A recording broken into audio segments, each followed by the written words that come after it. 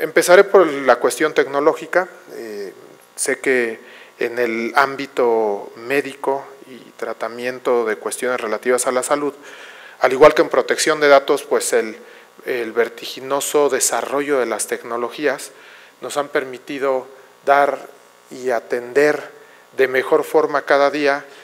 ustedes a los pacientes, nosotros a los titulares de datos, y justo este desarrollo tecnológico históricamente fue uno de los dos factores que desencadenó pues el nacimiento de este derecho a la protección de datos, que como ya se hacía referencia, pues es este poder de disposición que las personas tienen sobre su información personal, entre la que por supuesto no está excluida la relativa a la información de salud que cada uno de nosotros tenemos.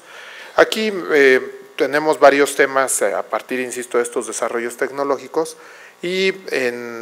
como lo refiero en la diapositiva,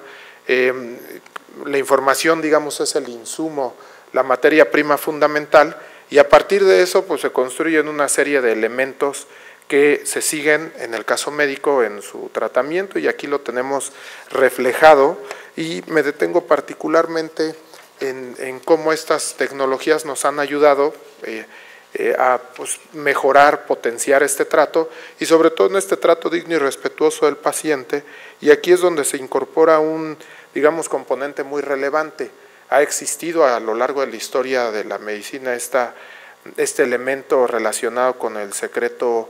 profesional que deben guardar, y ahora, digamos, en ese mismo nivel y de ese mismo tamaño, un derecho a la protección de datos que no hace otra cosa sino transparentar con el paciente el uso que se va a dar a sus datos, de manera que él siempre esté en posibilidades de conocer estos tratamientos, eventualmente en algunos casos también de autorizar y consentir determinados usos que se da a su información. Y luego esto me lleva a un segundo elemento muy importante. Efectivamente, con la información relativa al expediente clínico encontramos dos, y déjenme hablar desde la óptica jurídica, dos elementos que se traducen hoy en derechos fundamentales. Por un lado, el derecho a la salud, reconocido por nuestra Constitución política, y por otro lado, el derecho a la protección de datos como un derecho de más reciente creación. Es estos derechos que se les denomina de tercera generación, es decir, los últimos que aparecen en las constituciones, al menos del mundo occidental, y que son producto pues, de las circunstancias que nuestra sociedad hoy vive y enfrenta, y como les decía, derivado del desarrollo tecnológico que esta hoy llamada sociedad de la información tiene, se ve en la necesidad el legislador de dotar de ciertas herramientas que fortalezcan el espacio de derechos de las personas. Ya les decía entonces que es un derecho fundamental.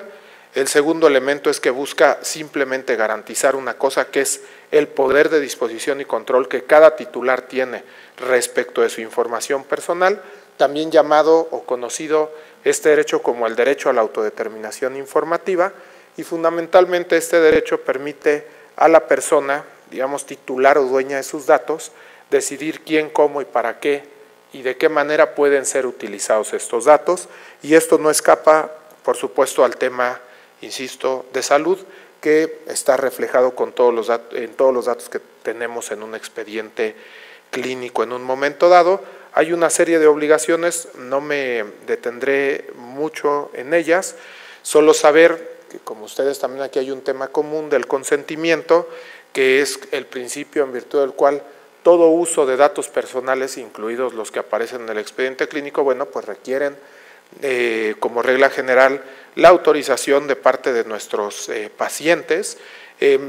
Otro principio, que es el principio de información. En este caso, el principio de información, si estamos del lado privado, de las instituciones privadas, se materializa en un aviso de privacidad, que no es otra cosa que un documento o instrumento que justo informa qué datos voy a recabar, con qué finalidades lo voy a hacer, quién soy yo, para que sepan con quién se pueden entender en cuanto a este manejo de datos, y cómo puede la persona dueña de los mismos ejercer sus derechos. Por ejemplo, ya se mencionaba un derecho de acceso al expediente clínico, entre otras cuestiones, ¿no? Hay otros principios, no aludiré a ellos, sí decirles del lado público, este aviso de privacidad es prácticamente lo mismo que una leyenda de información, cuestión normativa que los ha llamado diferente, pero ambos como elementos para informar a los titulares de los datos que se va a recabar información personal y fundamentalmente qué uso le vamos a dar a esta información. Diversos elementos que, insisto, ustedes médicos ya algunos los implementaban antes de la existencia de las leyes de protección de datos en nuestro país, por ejemplo, guardar la confidencialidad, y aquí es un tema coincidente y en el que insistimos, es información de una persona, tenemos como médicos tratantes pues la posibilidad de conocerlas para dar un servicio, pero sí por otro lado también la obligación de guardar esta confidencialidad y solo darle el uso, digamos, en términos de difusión, que en todo caso las leyes o el propio titular nos permitan, y esto conlleva adoptar una serie de medidas de seguridad en relación con la información que pudiéramos tener de nuestros pacientes y claro, ¿qué medidas? Pues depende en qué formatos y qué tipo de información. Hay una serie de instrumentos facilitadores que el IFAI ha puesto a disposición para que se puedan construir esquemas de medidas de seguridad de una manera sencilla y sin, digamos, mayores costos para aquellos que así lo decidan. Entramos en temas un poco más complicados. La ley de protección de datos le permite a los titulares la posibilidad de ejercer ciertos derechos. El acceso, es decir, conocer la información relacionada con su persona, que en este caso un médico o un hospital pudiera tener de un paciente. Y me parece que es una cuestión común y que también existía y se manejaba antes de la existencia de la ley. Vienen luego otros 3 derechos que no sé qué tan simple y sencillo resulte materializarlos en el ejercicio profesional que ustedes tienen día a día, que es la rectificación, es decir, pedir que se corrijan determinados datos, esto con el objeto de que estos sean exactos y reflejen la realidad, en el caso del expediente clínico de un paciente, la cancelación, que es la posibilidad de solicitar la supresión de cierta información personal de esos pacientes a través de determinados procedimientos, por supuesto, y además con una justificación detrás de esta solicitud, y finalmente un derecho que se le denomina de oposición, que fundamentalmente lo que pide es que los datos que se tienen de una persona no se usen para un fin determinado, sin que esto implique la supresión o cancelación del dato, simplemente que no se use para ciertos fines, se los plantearé. Hay muchos casos, que no es necesariamente el caso médico, donde, por ejemplo, los bancos, además de utilizar los datos para prestar el servicio financiero contratado, también utilizan esa información para el envío de publicidad. Y entonces es donde nosotros tenemos un derecho a decirle, sigue dándome el servicio financiero que te contraté, pero no quiero que me mandes publicidad, y ahí es donde entra el tema de la oposición. Les digo, no sé qué tan simple y no sé qué tan práctico resulte y además realizable sobre todos estos derechos de rectificación y cancelación. Hablando de un expediente clínico, creo que es una cosa que habría que trabajar conjuntamente y ver si los médicos requieren de algún tipo de elemento por la ruta de un criterio de interpretación, pues que el instituto les permita facilitar en estos casos el cumplimiento de las obligaciones que establece la norma. Y déjenme plantearles, antes de concluir esta presentación, algunos elementos que nosotros sí ya hemos detectado y que de hecho hemos venido pues, ponderando, valorando con una idea de entregar un documento normativo que, insisto, facilite el cumplimiento de esto. Nos han llegado casos donde se pregunta si una muestra de tejido, y ustedes son peritos, no yo, en estos temas, pero ya me corregirán, estos que aparecen en muestras de parafina y otros soportes en los que se conservan estos tejidos, son datos personales y por tanto información accesible por la vía de una ley de datos personales. Y yo les diría, desde la óptica estrictamente pues, jurídica y técnica de datos personales, que en tanto que es información que permite identificar a una persona, porque hay elementos que nos permiten individualizar y decir, sí, bueno, efectivamente esta muestra corresponde y identifica a Edgardo Martínez, sería dato personal. Ahora, Esto cambia en la lógica que nosotros tenemos de, bueno, yo concedo acceso a un elemento del expediente clínico, a una constancia, un papel donde se refiere a su estado de salud. Bueno, eso parece atendible de manera sencilla y simple. ¿Qué hacer y bajo qué procedimientos cuando también como parte de este expediente clínico pudiera haber elementos de este tipo, ¿no? En caso de que el expediente clínico integre ese tipo de muestras que, insisto,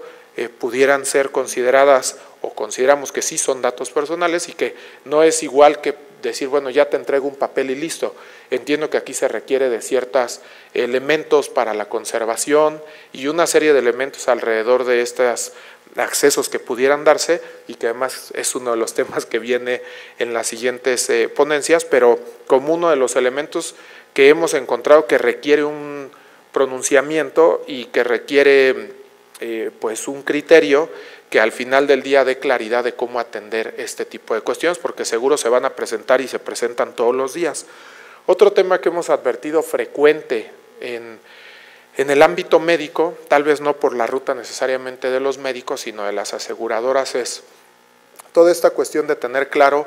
cuándo, a quién y hasta dónde se pueden transferir datos, sobre todo en este juego que de pronto se presenta en materia de seguros, cuando pues tenemos información de un paciente al que se le dio un tratamiento y luego hay que enviarle o transferirle información a la aseguradora y luego si el médico tratante no es parte del hospital donde se produjo la intervención médica, ¿qué debemos de hacer y bajo qué procedimientos para no incumplir las obligaciones de la ley? Que una de ellas es que solo se pueden transferir datos con el consentimiento de su titular y luego se establecen ciertas excepciones como es el prestar un servicio médico, pero parece no quedar claro qué se puede transferir, insisto, hasta dónde y quién, en esta idea de siempre cuidar el que no se haga nada distinto a lo que autoriza el paciente y por otro lado cuidar también la confidencialidad de los datos personales. Y luego también, bueno, encontramos situaciones entre esta problemática que yo les quiero plantear que parece ser frecuente, de los derechos de tercero, hasta donde en el caso de un expediente clínico de un paciente plenamente identificado, podría tener derecho a conocer de él un tercero que tiene, digamos, un interés justificado por conocer lo que consta en este expediente. Y finalmente, ya para cerrar, que no está referido aquí, que también quiero pensar que es un elemento frecuente, es cómo resolver el caso del acceso a expedientes de personas fallecidas, porque mientras está vivo, el que está vivo pues tendrá algún tipo de representación o él mismo solicitará sus accesos, rectificaciones, cancelaciones, pero ¿qué pasa con los fallecidos? Que tenemos expedientes, hay datos personales y eventualmente se podría llegar a solicitar información de ese tipo. Y yo por lo pronto cerraría ahí mi presentación más tal vez con dudas que con soluciones, pero también diciéndoles que tenemos identificado esto, estamos trabajando y que sin duda contar con una opinión experta como la suya desde el ámbito médico ayudará mucho y eventualmente vendrán estos procesos donde consultaremos públicamente y donde esperamos ustedes participen activamente para poder entregar un producto armónico para todos. Muchas gracias.